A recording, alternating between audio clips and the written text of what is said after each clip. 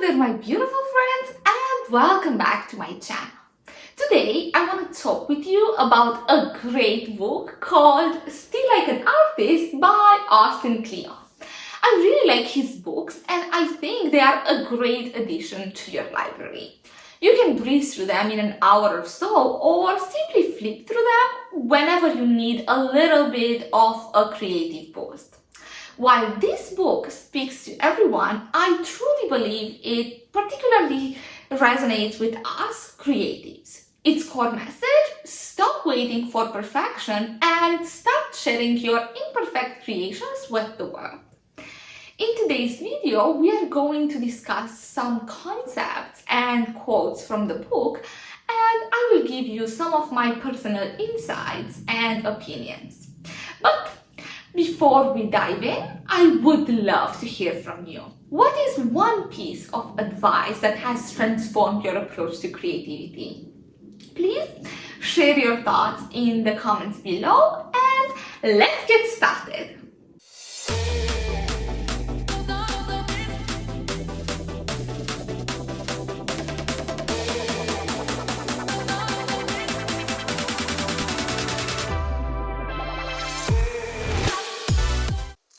Let's take a look at the opening quote from the book, which says, "It's one of my theories that when people give you advice, they're really just talking to themselves in the past." To me, this quote captures something profound about the nature of advice giving. It suggests that when someone offers advice, they're often drawing from their own past experiences and reflections.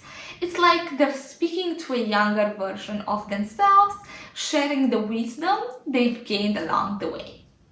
I think that this quote highlights the personal aspect of advice. It's not about someone instructing you on what should be done in your current situation, but rather about them offering insights gained from their own life journey. It's a reminder that we're all shaped by our experiences, and when we share advice, we're sharing a piece of ourselves with others. I believe that this is truly lovely and very kind and amazing, isn't it? The book begins by challenging the traditional notions of originality, as you can see from the following quote. When people call something original, 9 out of 10 times they just don't know the references or the original source involved.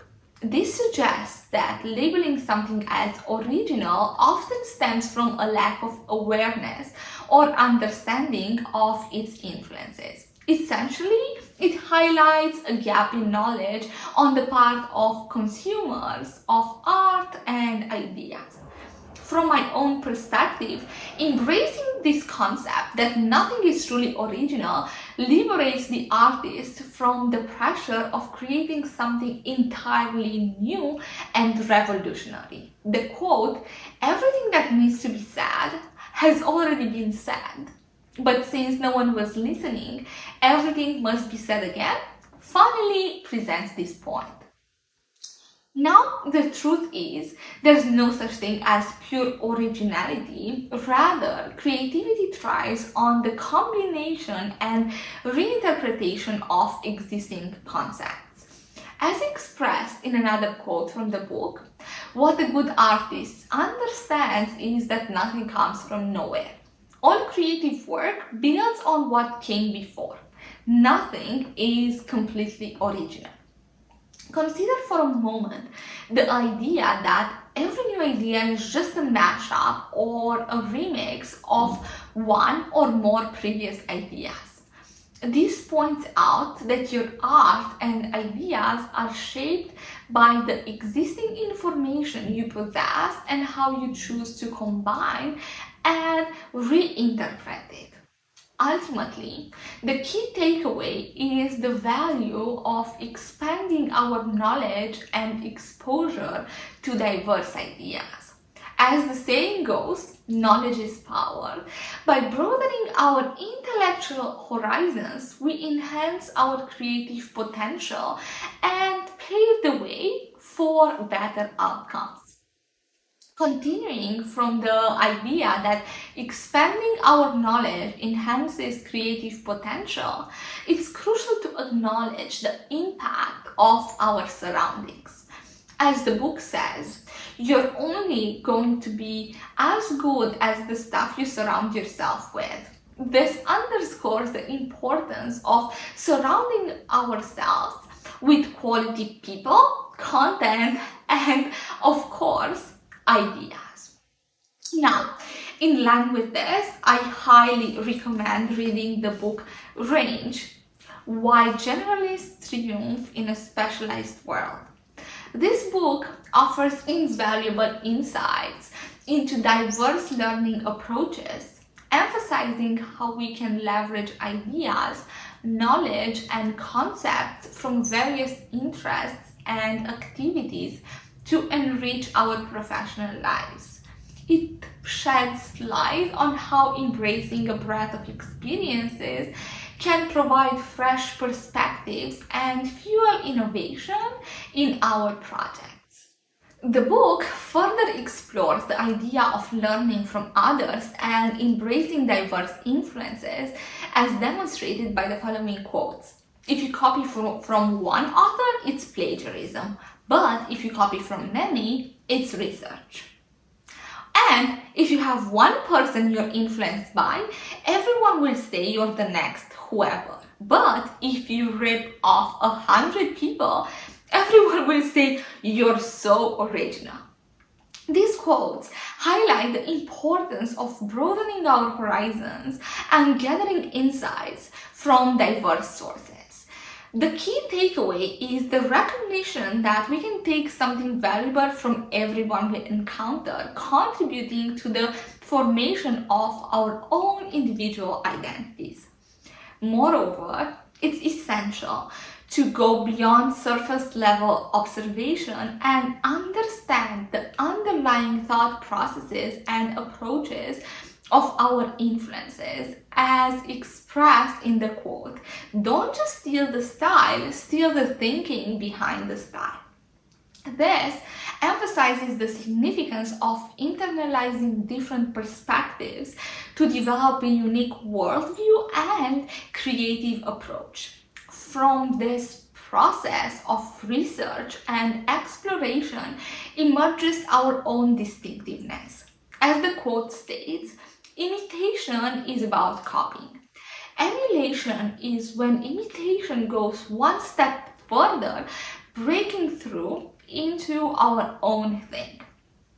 Ultimately, the journey towards finding our style and individuality is encapsulated in the idea. What's in there that makes you different? That's what you should amplify and transform into your own work. This underscores the importance of embracing our unique qualities and infusing them into our creations. Now, I would like to share a personal anecdote that speaks to the theme at hand. Lately, as I've been reviewing the work of other designers, I find myself thinking how I would tackle the same challenges and envision alternative designs. Building on this observation, I find it truly fascinating that when presented with the same problem, two designers are likely to reach different solutions. This diversity in approach is not only captivating but also shows the beauty of individual creativity. It serves as a reminder that originality can manifest in every aspect of our work. Next, the book covers how to gain recognition and establish oneself in your field. I really resonate with the quote that says, in my experience, it's in the act of making things and doing our work that we figure out who we are. It's a powerful reminder that self-discovery is a gradual process. We don't necessarily need to have all the answers from the outset.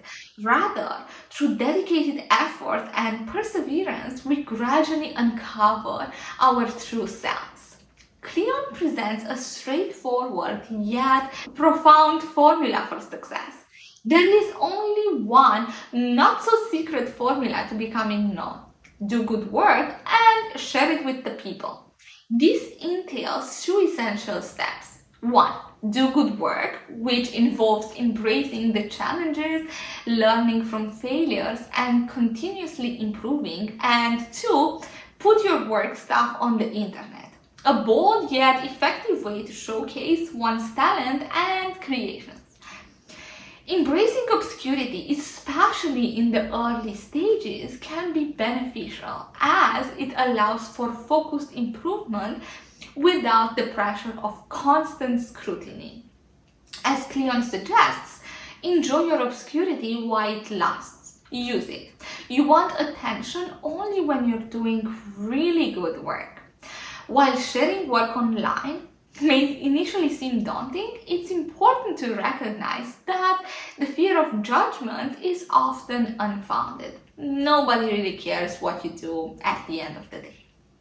In my own experience, I've learned that expertise is not a prerequisite for sharing. There are always individuals who can benefit from insights or perspectives regardless of where one is on their journey.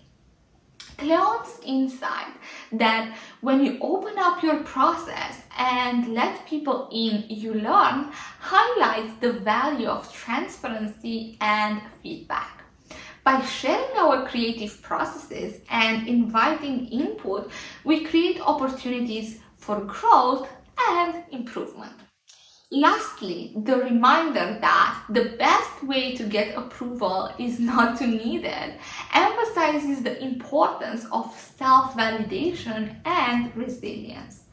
Putting our work out into the world inevitably invites various reactions, but ultimately what matters most is staying true to our vision and purpose.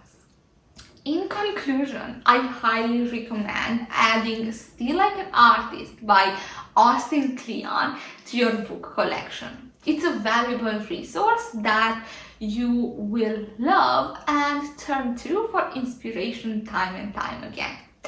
Thank you very much for watching this video, and I really hope that it was useful for you.